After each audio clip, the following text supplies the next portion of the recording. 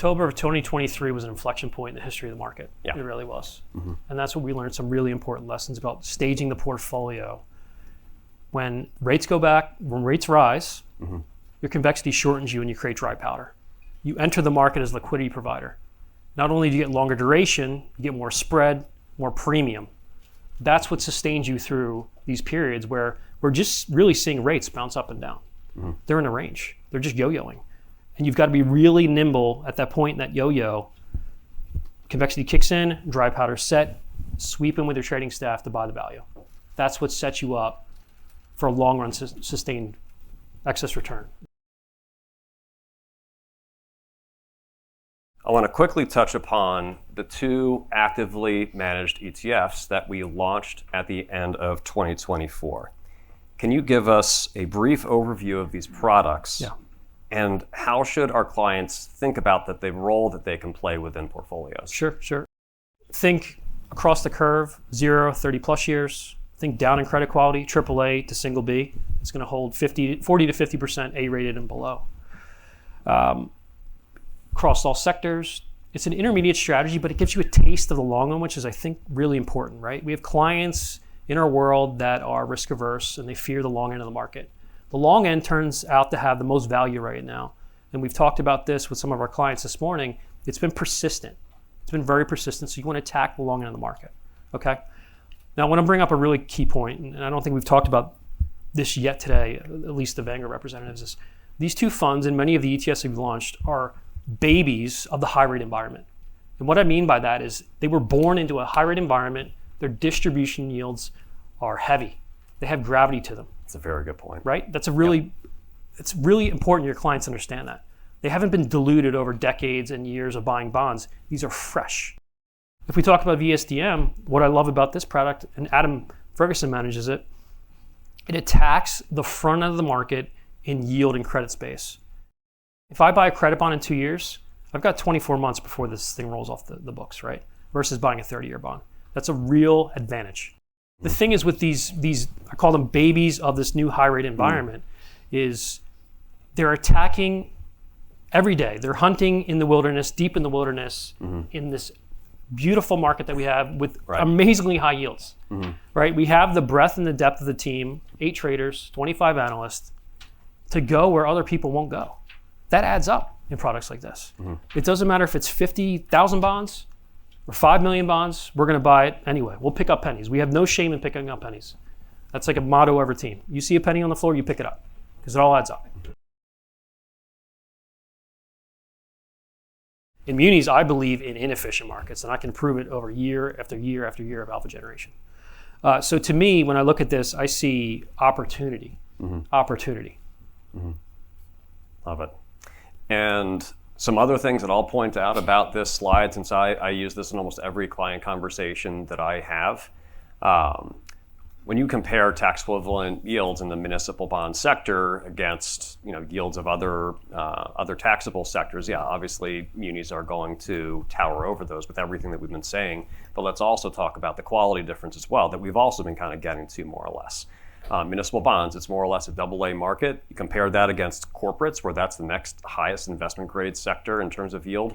Corporates are a BBB plus overall market.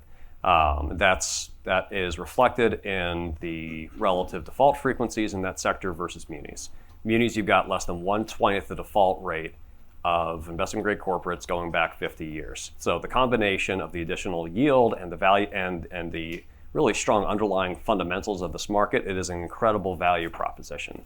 Now, one other thing I do want to certainly emphasize here is it's one of my favorite things to say is that even though there is value in the municipal bond market, that value is not universally spread out.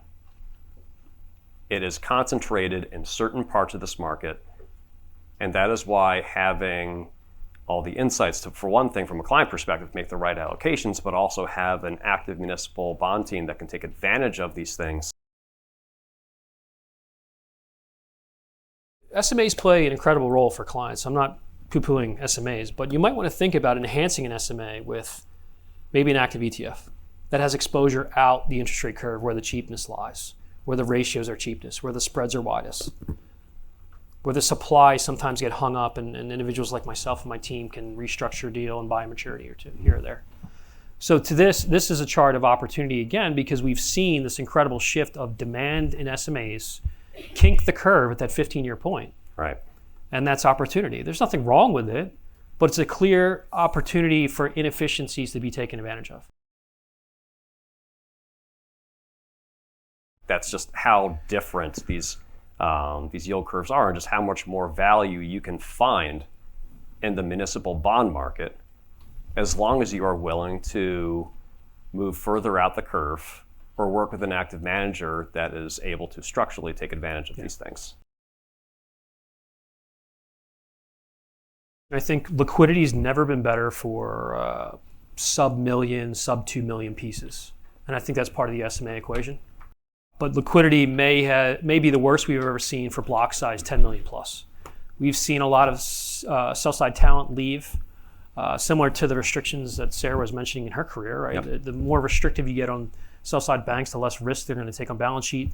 They're going to leave. They're going to go to hedge funds. They're going to go to other buy-side shops, and we've seen that. So liquidity is very bifurcated. We're trying to stay data-centric as much as possible. And we're looking at the ratio on a 1 to 5 year basis and saying, okay, this is the percentile how cheap it is. This is how many standard deviations it is away from the mean. And you leg into it. And if it gets a little cheaper, you leg into it more. It's never easy. I think Sarah runs a very tight ship when it comes to risk. I mean, we are serious about active, but we are hardcore when it comes to risk controls. We really are. When we're making bets, when I say we run a sleep it well night strategy, I sincerely mean that. I mean, we are not taking outsized bets. Whether it's a train, a mall, some project deal, or whatever else it is, we're not going to put you in that situation. And it's the same with a ratio trade. We size them all, right? They're not mega trades. We believe in the risk waterfall. We believe in that toolbox of many different alpha levers. But it's not easy. We leg into it. We use heuristics in our experience, and we use data. Are there any sectors where we are seeing a particular higher level of opportunity? Where are we doing a lot of selection? Housing's a really interesting space these days. There's a housing crisis in this country. There's just not enough housing to go around, particularly affordable housing. So we're seeing a lot of Freddie Mac, Fannie Mac backed deals, some private backed deals, apartment buildings that are new builds, apartment buildings that are being reworked. And you need scale and breadth to attack these deals. And you can look at the HDS function in Bloomberg and see who's buying them, and it's not many folks, but we're buying them, and we see real value in there. They have incredible liquidity premium that you can find, and that's some horsepower behind it.